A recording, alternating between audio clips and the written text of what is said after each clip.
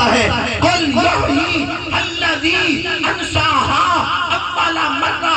محبوب جو آپ کی بارگاہ میں اعتراض کر رہا ہے، عقل کا غلام بنا بیٹھا ہے، اسے بتائیے اور فرمائیے یحیی الذی، وہی اللہ زندہ کرے گا جس نے پہلی مرتبہ پیدا کیا ہے۔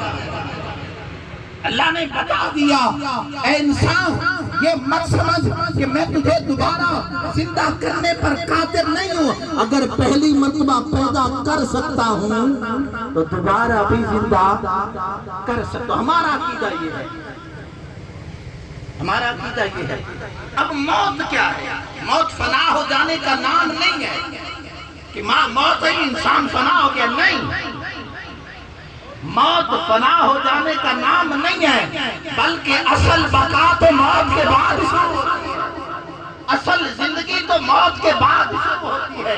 میرے بھائیوں، میرے بزرگوں، میرے دوستوں، اہل علم، ایسی مقتدر شخصیات، آج ہمارا عقیدہ تو ہے کہ مرنے کے بعد اصل زندگی شروع ہوتی ہے، لیکن افسوس کا مقام یہ ہے جس قرآن پاک کو اللہ نے پڑھنے، سمجھنے اور اس پر عمل کرنے کے لیے نازل کیا تھا، آج وہ قرآن پاک سسکیاں لے رہا ہے، آج وہ قرآن پاک پکار پکار کے کہہ رہا ہے اے مسلمان، تیری عظمت، تیری شان، تیرا وقار، تیری بلند قامت شخصیت تب بنے گی جب مجھ سے رشتہ جوڑے گا جس نے مجھ سے رشتہ جوڑا تھا، وہ آج بھی موت کے بعد زندہ ہے۔ آپ نے دیکھا نہیں تھا کوئی لاکھ اختلاف کرے، جنہوں نے قرآن پاک سے رشتہ جوڑا تھا، یارو سر تن سے جدا ہے، دھڑ کہیں ہے، سر نیدے پر ہے، نیدے پر بھی قرآن پاک پڑھا جا رہا ہے۔ امام حسین پیغام دے کر گئے قرآن پاک سے رشتہ جوڑ لے، ادھر بھی بقا رہے گی، ادھر بھی بقا رہے گی۔ آج مسلمان ہم کہلاتے ہیں، لیکن افسوس کا مقام ہے، آپ بھی سنتے ہیں، آپ بھی دیکھتے ہیں، آئے روز یہ خبریں، یہ سرخیاں چلتی ہیں۔ مسلمانوں، کیا ہمارا کلیجہ نہیں پھٹتا کہ ہمارا زمین مردہ ہو چکا ہے؟ کہیں سے خبر آتی ہے 6 سال کی بچی، کہیں سے خبر آتی ہے 13 سال کی بچی۔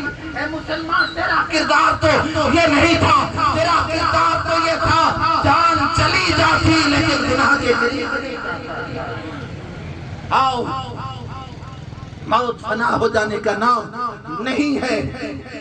اللہ اکبر، مولا یہ موت بنائی کیوں ہے؟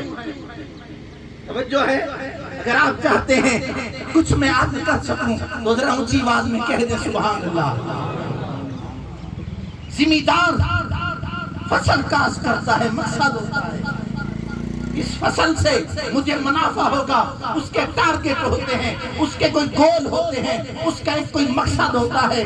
تاجر تجارت کرتا ہے، کوئی مقصد ہوتا ہے، مزدور مزدوری کرتا ہے، کوئی مقصد ہوتا ہے، مل آنر مل لگاتا ہے، کوئی مقصد ہوتا ہے۔ یارو ہر ایک جو بھی کام کرتا ہے مقصد ہوتا ہے۔ یا اللہ، تو نے جو موت کو پیدا کیا، تیرا بھی کوئی مقصد ہے؟ یہ صرف موت تکلیف دینے کا نام ہے۔ میرے بھائیوں، موت تکلیف کا نام نہیں ہے۔ اللہ تبارک و تعالیٰ خود ارشاد فرماتا ہے تبارک الذی بیدہ الملک وہو علی کل شیء قدیر۔ بابرکت ہے وہ ذات جس کے قبضہ قدرت میں ملک ہے۔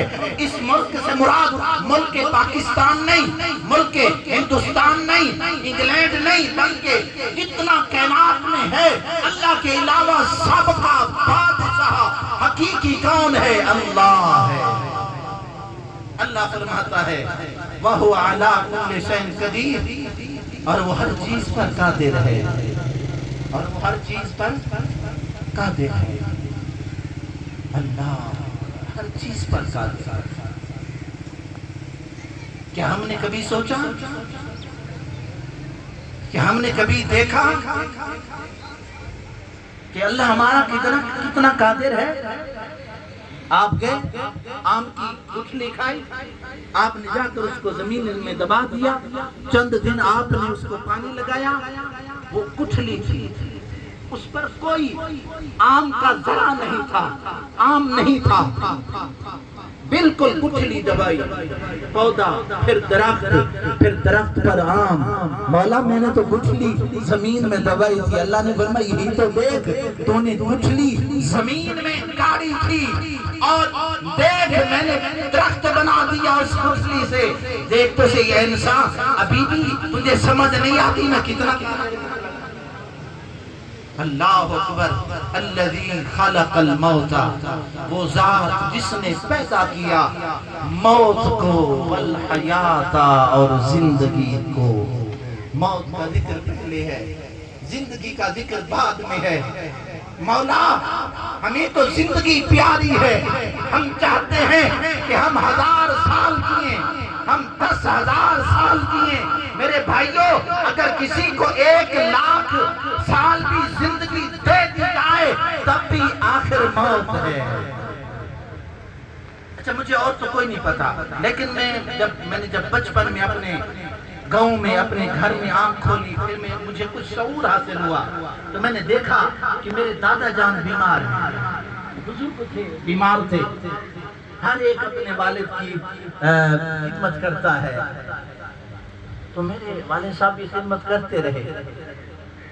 اب جب بیماری طول پکڑتی ہے نا جی، اور بیمار تکلیف میں ہوتا ہے، تو بتائیں گھر والے کیا کہتے ہیں؟ آپ نے شاید نہیں سنا، میں اپنے گھر کی بات کر رہا ہوں، آپ کے گھر کی بات نہیں کر رہا۔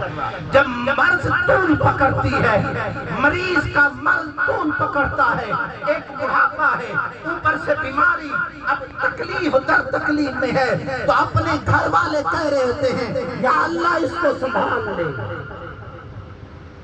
کہنے والا کون ہوتا ہے؟ کوئی اور نہیں ہوتا۔ کبھی قاری صاحب کو، قاری عبدالمجید صاحب کو کسی نے کہا ہمارے بابا جی بڑی تکلیف میں ہے، سورہ یاسین آ کر پڑھتے ہیں۔ کبھی مجھے کہا قبلہ، میرے محترم مقام قاری ظفر صاحب کو کسی نے گزارش کی حضرت آپ اللہ اللہ کر دیں، قبلہ قاری رمضان صاحب کو، یہ دیگر ہمارے قاری صاحبان کو، آئیں میرے بابا جی بڑی تکلیف میں ہے، سورہ یاسین پڑھ دے بھائی، کیوں پڑھیں تاکہ موت آسانی سے آئے۔ میں نے کہا اللہ بڑا حکمت والا ہے، 1000 سال زندگی نہیں دی، نہیں تو ہم بابو کو کہاں سنبھال سکتے تھے۔ یہ اللہ کا بہترین نظام